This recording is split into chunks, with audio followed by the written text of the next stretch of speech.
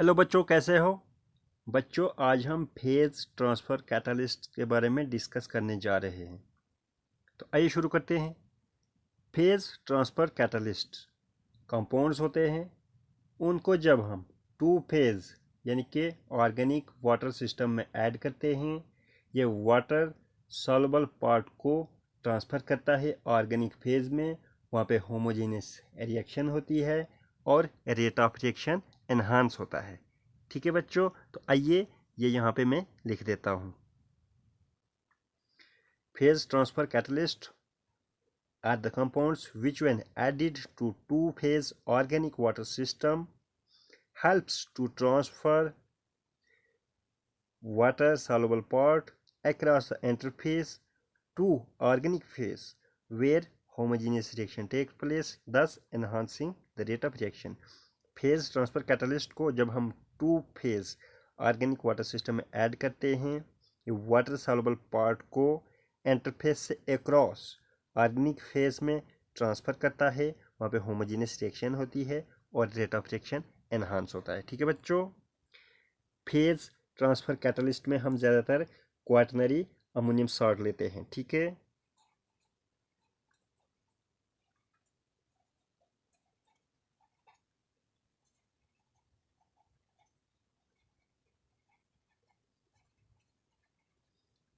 Phase transfer catalyst में हम ज़्यादातर क्वाटरनरी अमोनियम सॉल्ट लेते हैं। ठीक है, क्वाटरनरी अमोनियम सॉल्ट को हम इस तरह लिखेंगे। ठीक है,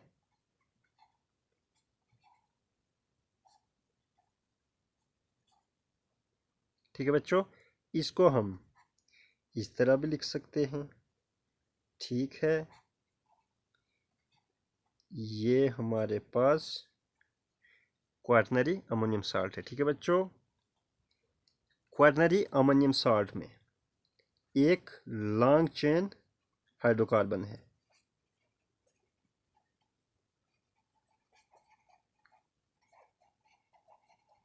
ठीक है, क्वाटरनरी अमोनियम सॉल्ट में एक लॉन्ग चेन हाइड्रोकार्बन पार्ट है।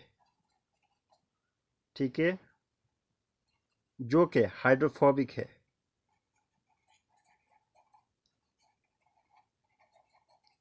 हाइड्रोफोबिक मीन्स वाटर में सॉल्युबल नहीं है, ये ऑर्गेनिक सॉल्वेंट में सॉल्युबल है। ठीक है,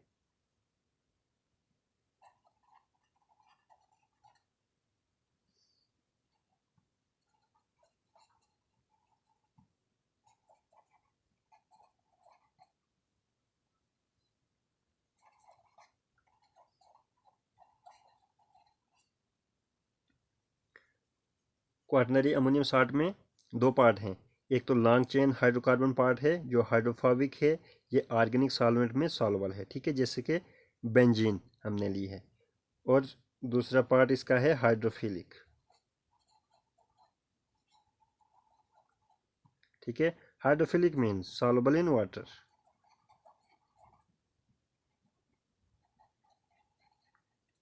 ठीक है, क्वाटरनरी अमोनियम सॉल्ट में एक लॉन्ग चेन हाइड्रोकार्बन पार्ट है, ये हमारे पास हाइड्रोकार्बन पार्ट है। ठीक है, ये लॉन्ग चेन हाइड्रोकार्बन पार्ट है और जो कि ऑर्गेनिक सॉल्वेंट में सॉल्युबल है।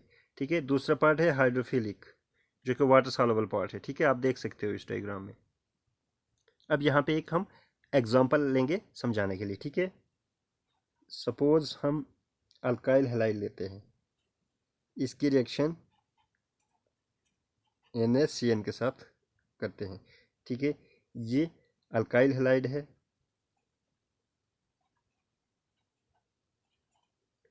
ये सॉल्युबल इन बेंजीन है। ठीक है, मतलब बेंजीन में ये सॉल्युबल है, अल्काइल हैलाइड है ये एक्चुअली।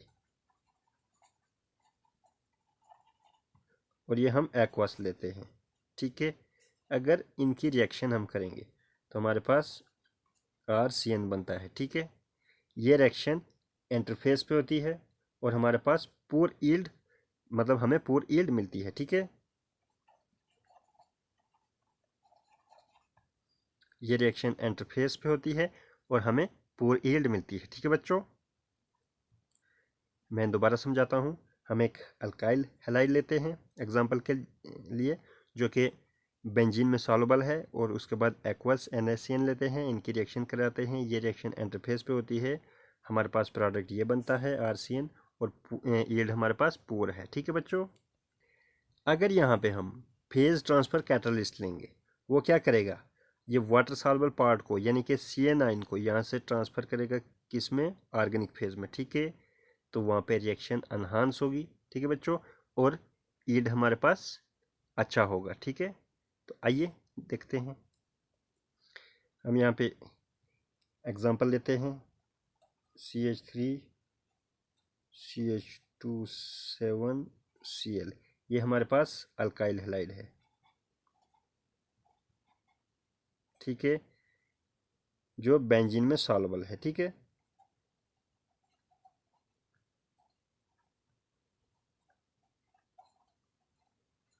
और ये हमारे पास एक्वस है। ठीक है, दो फेज है हमारे पास, ऑर्गेनिक वाटर फेज है। ठीक है, आप देख सकते हो यहाँ पे इनकी रिएक्शन जब हम करते हैं, ठीक है, यहाँ पे हम फेज ट्रांसफर कैटलिस्ट लेंगे, वो क्या करेगा, इस एक्वस पार्ट को ट्रांसफर करेगा यहाँ पे, यानी कि CN को ट्रांसफर करेगा यहाँ पे।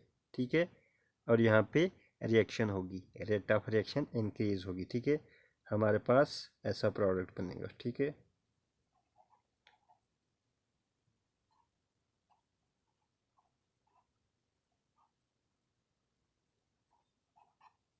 ठीक है बच्चों, इस रिएक्शन को समझाने के लिए हम यहाँ पे टू फेज सिस्टम लेंगे। ठीक है, सपोज हमारे पास ये टू फेज सिस्टम है। ठीक है बच्चों,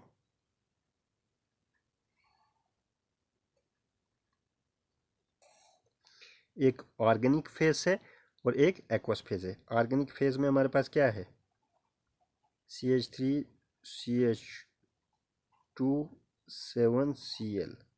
ठीक है, ये हमारे पास ऑर्गेनिक फेज है और ये एक्वस फेज है। ठीक है, ये है इंटरफेस।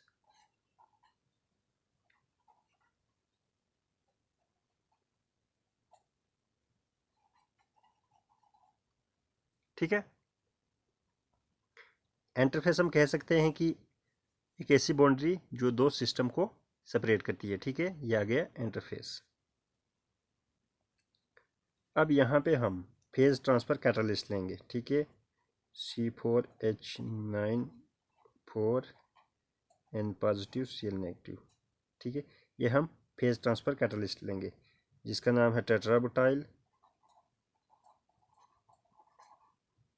Ammonium chloride.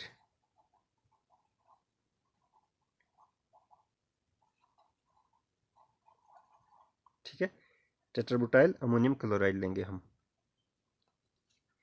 ये क्या करेगा, फेज ट्रांसफर कैटलिस्ट यानी कि tetra butyl ammonium chloride water soluble part को ट्रांसफर करेगा ऑर्गेनिक फेज में, ये CN को ट्रांसफर करेगा यहाँ।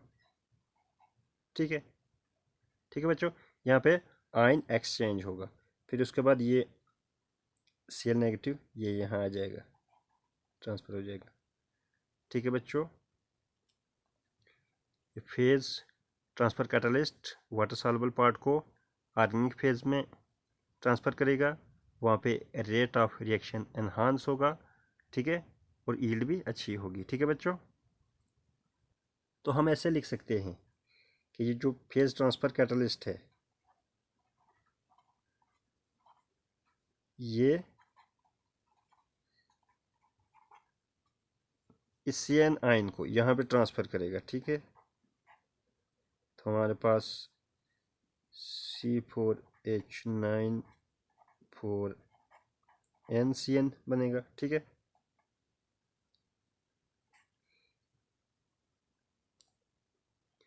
ये CN आयन को यहाँ पे ट्रांसफ़र करेगा, तो हम यहाँ पे लिख सकते हैं कि माइग्रेट्स टू ऑर्गेनिक फेज या माइग्रेशन टू ऑर्गेनिक फेज। ठीक है बच्चों, यहाँ पे जो Cl नेगेटिव आयन होगा, ठीक है, ये इसकी एक्सचेंज होगी एक्वस फेज में, ठीक है, अभी मैंने ऊपर बताई थी, ठीक है।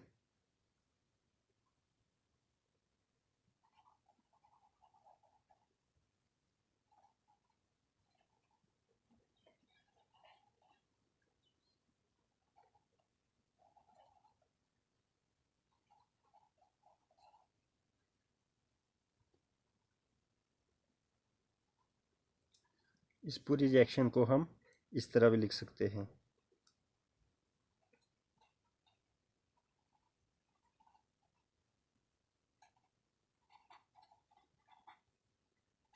ठीक है बच्चों।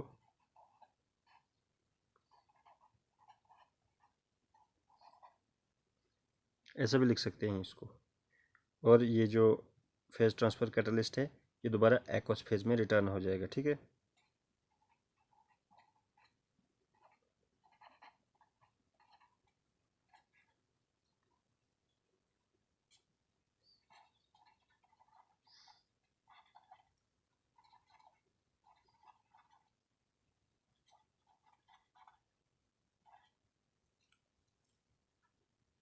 ठीक है बच्चों, इस रिएक्शन को हम ऐसे भी लिख सकते हैं, ये जो फेज ट्रांसफ़र कैटलिस्ट है ये दोबारा एक्वस फेज में रिटर्न हो सकता है, ठीक है। ये RnCl यानी कि क्वाटरनरी अमोनियम साल्ट, यह कैटालिटिक एक्टिविटी क्यों शो करता है इसका रीज़न मैं बताता हूँ। इसके पास एक नॉन पोलर पार्ट है, ठीक है, ये वाला, इसके पास एक नॉन पोलर पार्ट है जो ऑर्गेनिक सॉल्वेंट में सॉल्युबल है, ठीक है।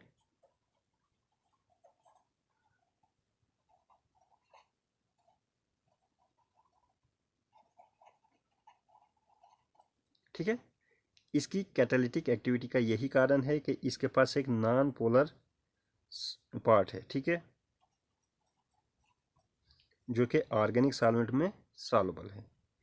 और दूसरा, इसके पास एक चार्ज्ड पार्ट है, ठीक है, ये इसका चार्ज्ड पार्ट है जो कि वाटर सॉल्युबल है, ठीक है।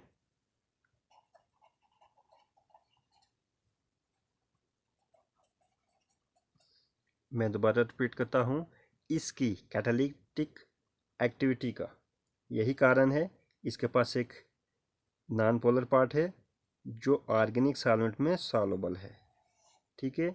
और दूसरा पार्ट इसका चार्ज्ड पार्ट है जो वाटर में सॉल्युबल है। एक पार्ट इसका ऑर्गेनिक सॉल्वेंट में सॉल्युबल है, दूसरा पार्ट इसका वाटर सॉल्युबल है। तो ये था फेज ट्रांसफ़र कैटलिस्ट के बारे में। मुझे उम्मीद है कि आपको समझ आ गया होगा। आज की वीडियो में इतना ही, इजाज़त दीजिए, नमस्कार।